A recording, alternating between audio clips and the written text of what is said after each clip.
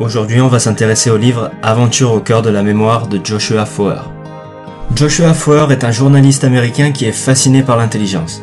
Un jour, il s'est demandé où est-ce qu'il pourrait trouver les personnes les plus intelligentes au monde.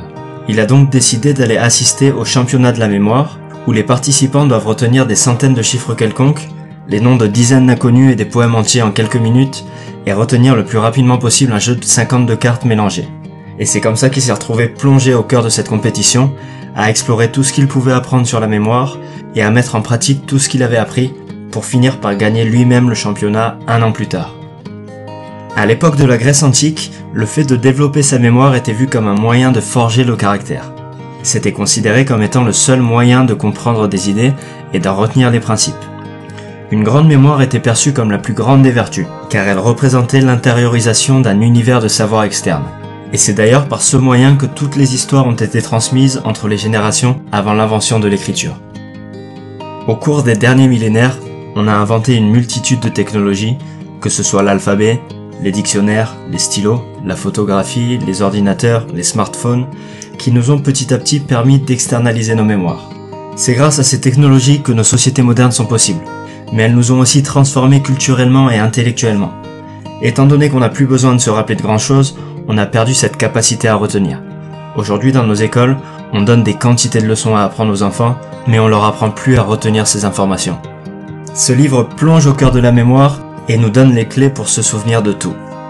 Les techniques qu'on va aborder ont permis à des gens comme l'anglais Ben Pridmore, 3 fois champion de la mémoire, de mémoriser un jeu de 52 cartes en 24,68 secondes en direct à la télé, à mémoriser un record de 28 jeux de cartes et une liste de 4140 chiffres binaires en 1 heure, ou encore, à l'allemand Johannes Malo, de mémoriser 364 nombres qu'on lui donnait à l'oral, 132 dates en 5 minutes, et une séquence de 492 photos abstraites en 5 minutes.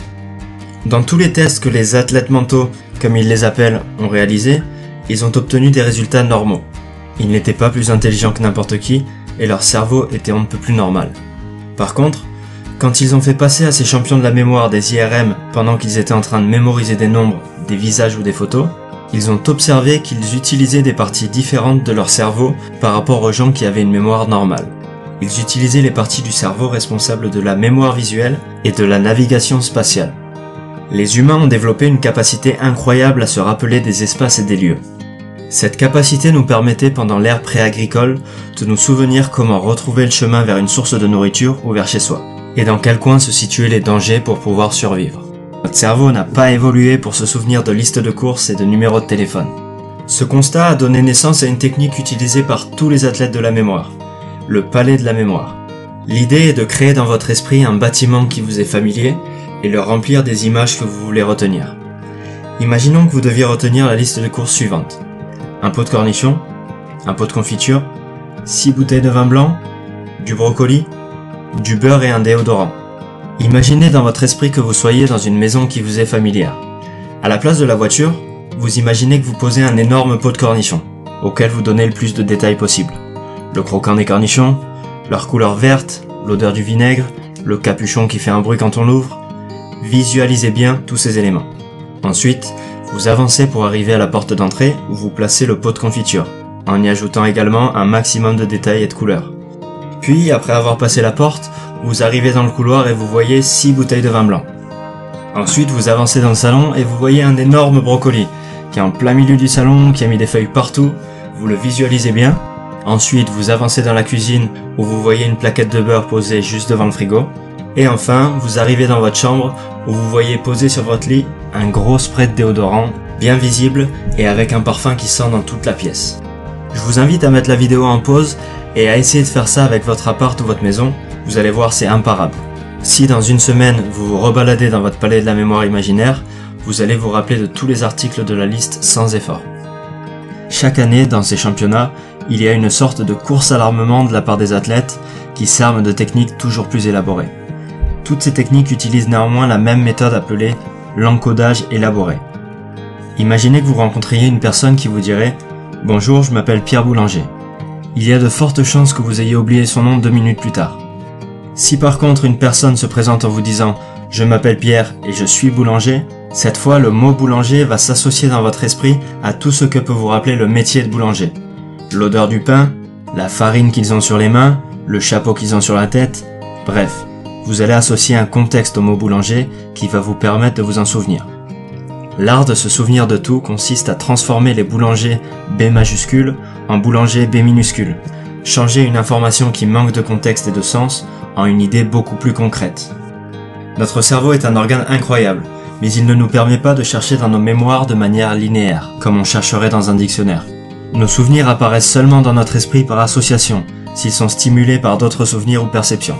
Il faut donc transformer les idées que l'on veut retenir en images rayonnantes de couleurs et de nuances, auxquelles on peut ajouter des odeurs ou des sons pour que notre cerveau ne puisse pas les oublier. C'est la même chose pour les mots et les phrases. Si vous pouvez transformer une série de mots en jingle avec un rythme et des rimes, vous verrez qu'elle peut devenir extrêmement difficile à oublier.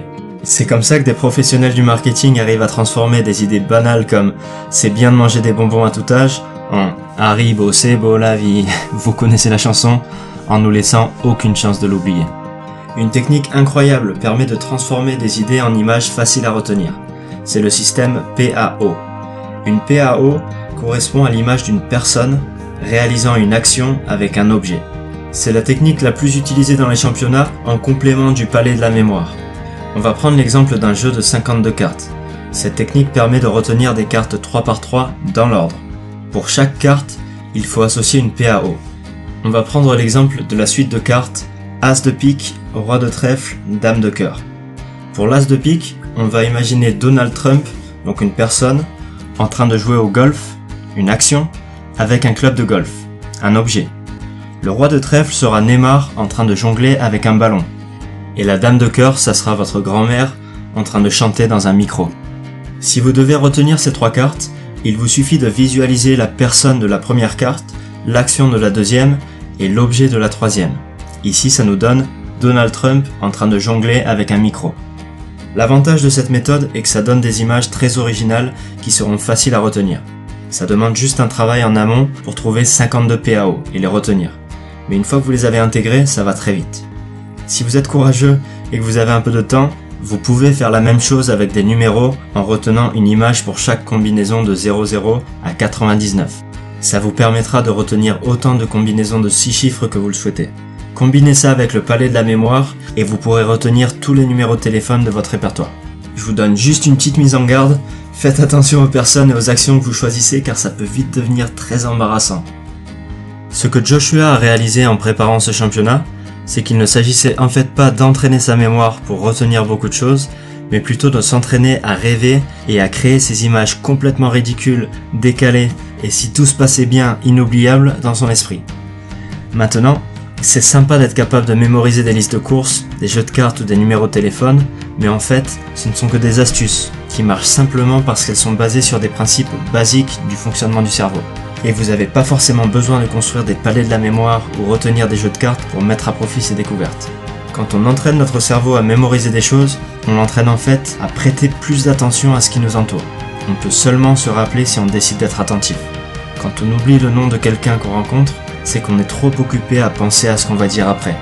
Les techniques qui sont présentées dans ce livre sont efficaces seulement parce qu'elles nous forcent à être plus conscients et à prêter plus attention à notre environnement. La mémoire est une capacité humaine extraordinaire qui reste encore très mystérieuse. Mais une chose est sûre, c'est que si on veut vivre une vie mémorable, il faut commencer par être attentif aux personnes et au monde qui nous entoure. Voilà, j'espère que ça vous a plu. Si vous avez envie de lire ce livre génial, n'hésitez pas à l'acheter sur Amazon. Je vous ai mis un lien en dessous de cette vidéo si vous voulez le trouver plus facilement. Et n'hésitez pas à liker et partager et à vous abonner à cette page si vous voulez voir plus de vidéos comme celle-ci. À bientôt!